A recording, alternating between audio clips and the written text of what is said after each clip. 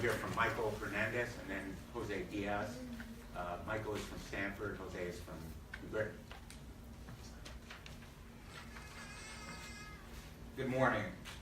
We are here today because March 5th is a politically important date.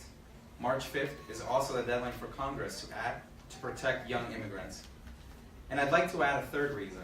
March 5th can also be the date in history when Hartford opens its heart and listens to the struggles of young immigrants.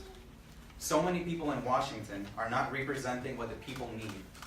Immigrant youth need to feel safe in the nation that saw them grow into the teachers, doctors, small business owners, and students they are today. That is why we are here today, calling for action from Congress. I want to thank Senator Blumenthal for being one of the strongest voices standing here with us, and who is leading Congress in representing the needs of immigrant youth. Ever since I came to the United States in 2008, I have spent most of my time in school. School was always a place where I forgot that I was undocumented. It is hard to think about being undocumented when you're focused on reading the Scarlet Letter or trying to find the derivative of an equation. Instead of worrying about a piece of paper that legalized my stay here, I preoccupied myself with learning English and learning as much as possible about this great nation. School allowed me to grow into the American I am today, proud of the nation I call home. My belief of being an American was shattered when I entered my senior year of high school, when it became evident that as an undocumented student, there were less possibilities to finance a college education.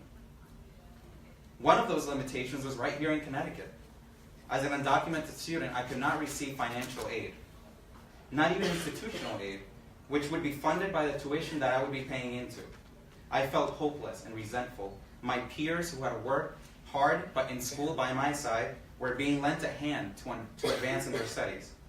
I have never been given anything without earning it. My parents have always made sure I learned the value of having things. I can say with confidence that other dreamers have also worked hard to learn English, integrate into American society, and to excel in their academics. Hartford, have our dreamers earned the opportunity to be given some form of financial aid? Connecticut can do better. Not only can we support young immigrants by standing in solidarity with them, but also by allowing them to receive institutional aid in our Connecticut colleges. Hartford can rise above the inability of Washington to protect its people by supporting undocumented youth in Connecticut. I urge the Connecticut House and Senate to support HB 5031 to equalize access to college for immigrant youth in our state. As a proud resident of this wonderful state, I can say with pride, Washington does not need to set the example for Hartford. Hartford can set its own example. Thank you.